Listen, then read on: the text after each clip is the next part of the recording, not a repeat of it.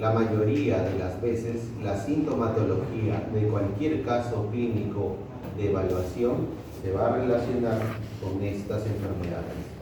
Y por lo tanto, el diagnóstico se hace así. Oye, paciente con una disminución del gasto cardíaco secundaria a una disminución del flujo aórtico generaría una disminución de la sangre al cuerpo, estenosis aórtica. Un paciente con resistencia vascular incrementada, fibrosis pulmonar o edema pulmonar estaría directamente relacionado con patología mitral, como por ejemplo una insuficiencia. Por el contrario, si te dicen la estenosis aórtica generaría síntomas más constitucionales, la insuficiencia o estenosis mitral generaría más síntomas pulmonares. ¿Cuáles causan síntomas más globales, síntomas más inespecíficos? La estenosis aórtica.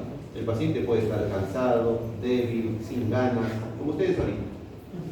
En el caso de la insuficiencia mitral, el paciente puede tener edema, en el pulmón, en miembros inferiores, todo el retorno venoso dañado. ¿Ok? Para esto también pueden utilizar otro algoritmo para hacer el diagnóstico más fácil. Texto. La estenosis aórtica entonces se va a traducir en problemas de oxigenación corporal. El oxígeno que se distribuye por la aorta al cuerpo disminuye. Por lo tanto, cualquier síntoma que se vincule con una disminución de la producción de energía va a ser atribuible a una estenosis aórtica. Por ejemplo, si les colocan paciente 44 años con tos, disnea, baja de peso, anemia, fatiga, sueño, debilidad, alumno de adelante del curso de patología de Andri, diagnóstico aórtico, ¿no? ¿Notan el patrón? Síntomas por todos lados, un poco más y tiene pecas en el pie. Facilito, ¿no?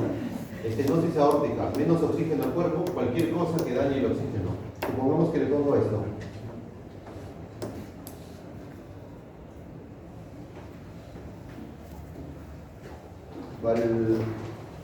Valvulopatía que ocasionaría una insuficiencia renal. ¿En cuál piensan? En aórtica, pues. ¿Quién se lleva una gran porción del gasto cardíaco? El 20%. El gasto cardíaco va a tu cerebro maravilloso. En algunos el 5%. Hay que aceptar. Nada, mentira. Pero el riñón es otro de los que se lleva otro 20% más. Si disminuye el gasto cardíaco que pasa por tu aorta, ¿quién creen que paga pato? Los grandes órganos que les gusta mucha sangre. Si yo les digo que tengo un paciente con una valvulopatía que tiene la urea en 100, cuando los niveles de urea van de 20 a 40 miligramos por decilitro en sangre, un nivel de urea en 100 significa que su riñón no está filtrando sangre. ¿En quién piensa? En la aorta. ¿Ven el patrón? ¿Cuál es el tema acá del por qué se marea? Si vamos, por ejemplo, con insuficiencia o estenosis mitral, en donde el problema no es la cantidad de oxígeno que sale del cuerpo o al cuerpo, sino el problema es el incremento de la resistencia vascular periférica del lecho pulmonar, lo que se traduce en fibrosis y edema pulmonar. Significa que los síntomas más frecuentemente asociados van a estar en el pulmón. Si yo agarro y capo esto, ¿puedo pensar en valvulopatía mitral? Sí. La tos, ¿por qué se produce la tos? Por el edema intersticial. Al haber edema, hay mayor producción de moco y por lo tanto pulmones congestivos. 2. La disnea, lo mismo. Si hay mayor edema, hay una disminución del diámetro de la luz alveolar, por lo tanto, menor intercambio de oxígeno. El mismo edema aumenta mucho la membrana alveolo-capilar y por lo tanto disminuye la dispersión del oxígeno del espacio vascular al espacio aéreo. En rojo tienen el espacio aéreo, es decir, el aire, y en azul tienen el espacio aéreo, es decir, el aire que está en sus alveolos. Vamos a colocar otro espacio más que vendría a ser el espacio vascular, que estaría en rojo. Esta fina capa que ven acá es la membrana alveolo-capilar. Esta fina capa tiene un tamaño de aproximadamente 12 a 65 micras. Es decir, que apenas hay de 12 a 65 micras que separan tu sangre del aire del alveolo. En un paciente que tiene fibrosis y edema pulmonar, la remodelación hace que este espacio se incremente de tamaño.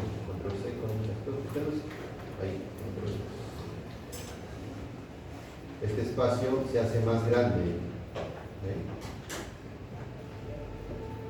de forma variable.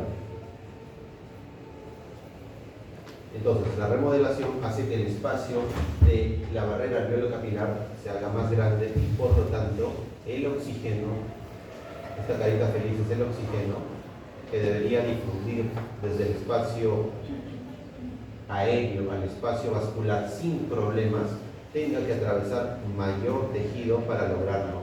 Esto genera disnea.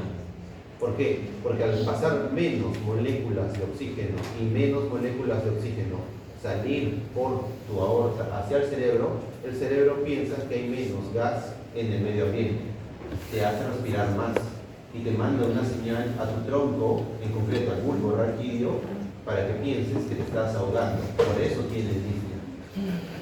Incluso pueden tener disnea a pesar de que la saturación de oxígeno se encuentre en rangos normales. ¿Ya?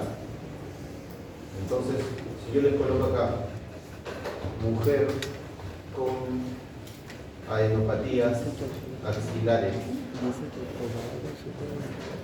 hipertrofia ventricular izquierda, ¿qué piensan? ¿Una estenosis o una insuficiencia mitral? Pero ya no me respondió. ¿Una qué? Insuficiencia, ¿no es cierto? Muy bien. ¿Por qué? Porque al momento de que el ventrículo está bombeando sangre, la sangre retorna a la aurícula y el ventrículo quiere compensar esto hipertrofiando. ¿Ya? Generalmente, se lo repito por si no quedó claro, vamos a tener este fenómeno.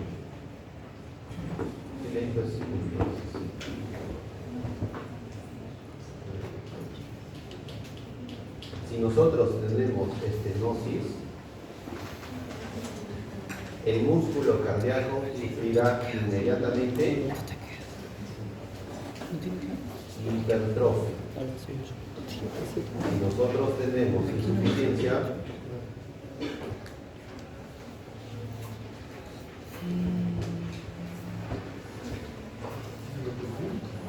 dilatación, ¿ya?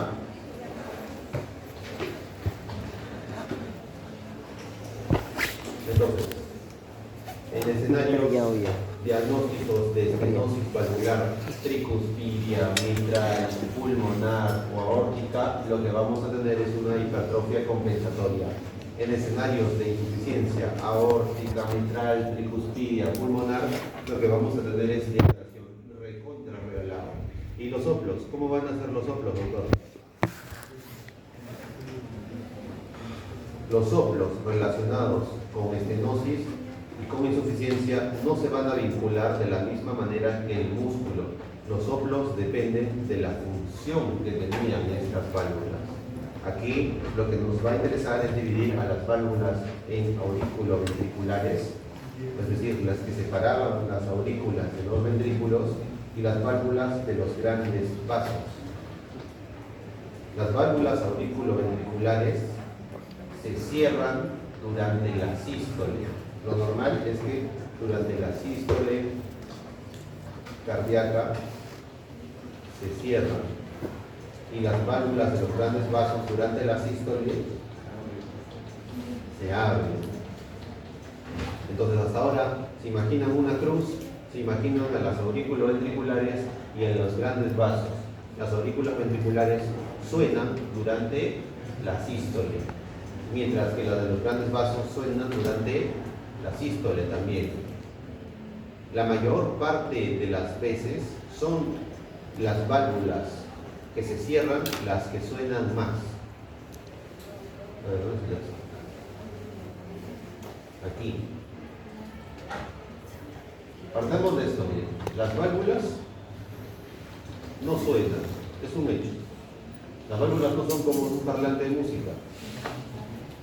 Sucede que cuando se cierran, si se cierran, se produce una onda de choque y una regurgitación que genera una onda sonora, también conocida como sonido. Si quieren minimizar todo este algoritmo, sería así, ¿no? Cuando una válvula se cierra, se produce un sonido. Eso es normal. Las válvulas, cuando se abren,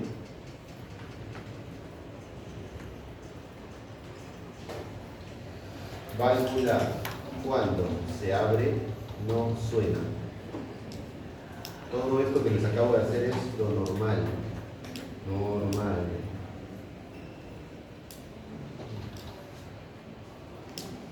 Entonces, en una situación normal vamos a tener a las válvulas que separan las aurículas de los ventrículos y a las válvulas de los grandes vasos, aorta y tronco pulmonar.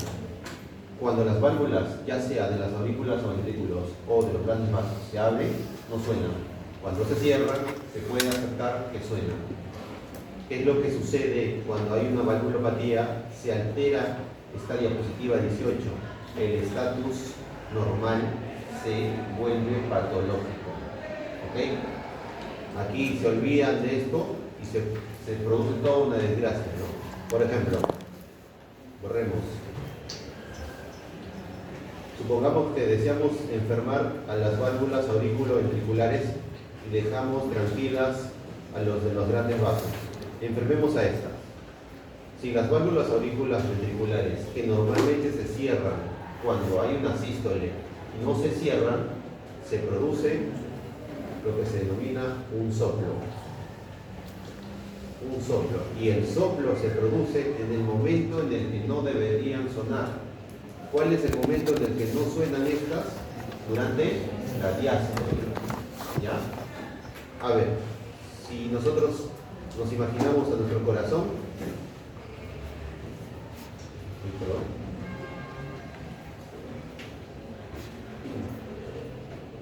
y acá está la flechita. La flechita indica, el rayo indica el movimiento de la sangre. Durante la sístole ventricular izquierda se tiene que cerrar la válvula mitral. Si enfermamos a la válvula mitral con una insuficiencia, durante la sístole se produce el reflujo. El reflujo genera un sonido. Esto genera una turbulencia que se escucha en los focos de auscultación pulmonar. De la misma manera, la sístole ventricular derecha genera una cerradura, o se cierra la válvula tricuspidia, pero si la enfermamos, el reflujo genera una onda de choque contra la aurícula que genera el soplo. De la misma manera, con una estenosis aórtica, como la estenosis aórtica disminuye el espacio por donde pasa sangre, la sangre pasa menos y más lento. Por lo tanto, se produce un soplo en sístole, un soplo más largo. Si la hacemos insuficiente, significa que la sangre pasa durante la diástole de la aorta hacia el ventrículo, produciéndose un soplo.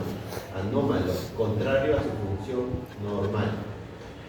Si ustedes logran entender esos conceptos, van a poder diagnosticar cualquier tipo de soplo, si es diastólico, mesosistólico, protosistólico, telediastólico, meso y telediastólico, con refuerzo protosistólico, etc. Miren, si nosotros nos podemos saber cómo es la función de contracción cardíaca, vamos a encontrar los dos grandes momentos de contracción, la sístole y la diástole. Sístole ventricular, diástole ventricular. En medio estarían los dos momentos en donde se paran. Acá tendríamos sístole y acá tendríamos a la diástole. Cada uno de estos eventos tiene etapas. Por ejemplo, si nos enfocamos en la sístole, tenemos una etapa inicial, tenemos una etapa intermedia, tenemos una etapa final. La etapa inicial se conoce como proto, la etapa intermedia se conoce como meso y la parte final como tele. El soplo puede afectar esta etapa, esta o las dos de acá a la vez o todas a la vez, dependiendo del tipo de valvulopatía. Si nosotros pensamos en una insuficiencia aórtica, vamos a poner acá,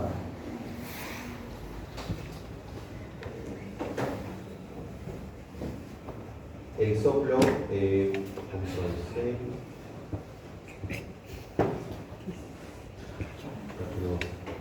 en rojo la sangre que refluye, en azul la sangre normal.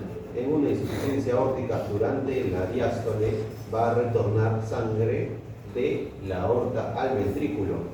Durante la diástole tendríamos un soplo diastólico. En una estenosis aórtica el soplo va a ser sistólico porque el agujero es tan pequeño que la sangre demora en salir. En una insuficiencia mitral el soplo va a ser sistólico, contrario a lo que debería ser, porque hay un reflujo de sangre que pasa del ventrículo hacia la aurícula. Recuerden, si el soplo es durante la sístole, significa que son las válvulas auriculoventriculares las que están fallando.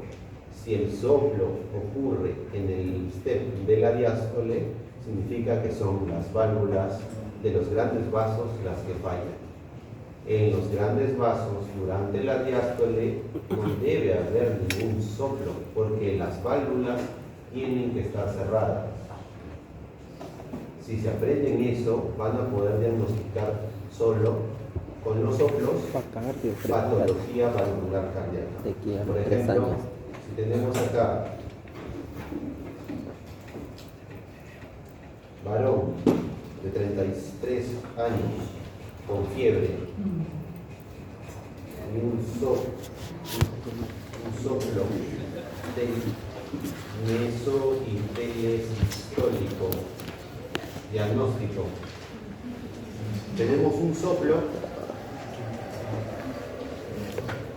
que está apareciendo en la sístole. Significa que durante el proceso de contracción sistólica, cuando deberían cerrarse las válvulas auriculoventriculares, no se está cerrando. Significa que el paciente podría tener una insuficiencia mitral o una insuficiencia tricuspidia.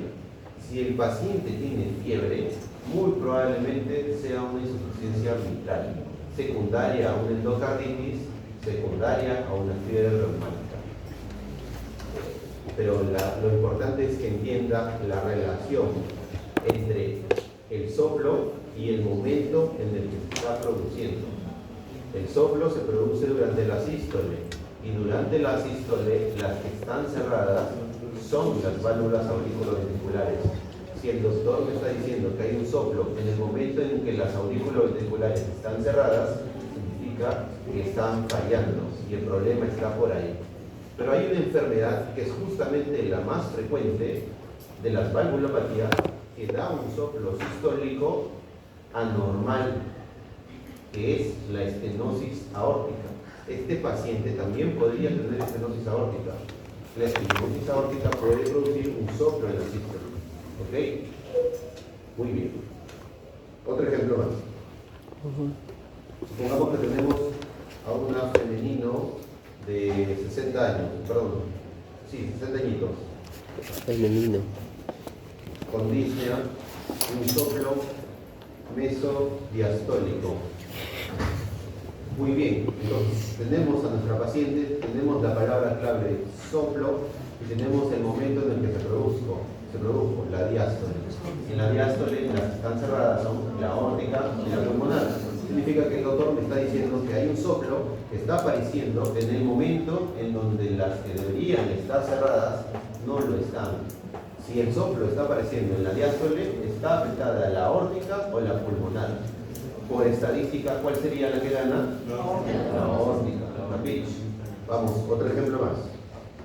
Si yo les digo que tenemos a un niño con síncope y un soplo en la diástole, sé bien que otra vez se está colocando al niño que puede tener una camisa blanca, una chaqueta gris bien fea, un polo negro con manchas, una capucha que parece piraña, pero aquí estoy diciendo que tiene un soplo en la diástole. Significa que las válvulas que deberían estar cerradas no lo están. Como es un niño y es la aórtica o la pulmonar, la probabilidad será de que sea una aórtica, una insuficiencia aórtica. Si yo les digo que el niño tiene hiperlaxitud, el diagnóstico sería un Marfan, por ejemplo, ¿no? En donde hay una falla en las válvulas aórticas secundaria a la mutación del brazo corto del cromosoma 15 que codifica a la fibrilina, uno de los componentes básicos que está presente en el colágeno de las válvulas cardíacas. Eso ya es un nivel mayor. No voy a ser tan sádico, ¿ya? O sí. Perdón, ¿hasta qué hora tenemos? Chao.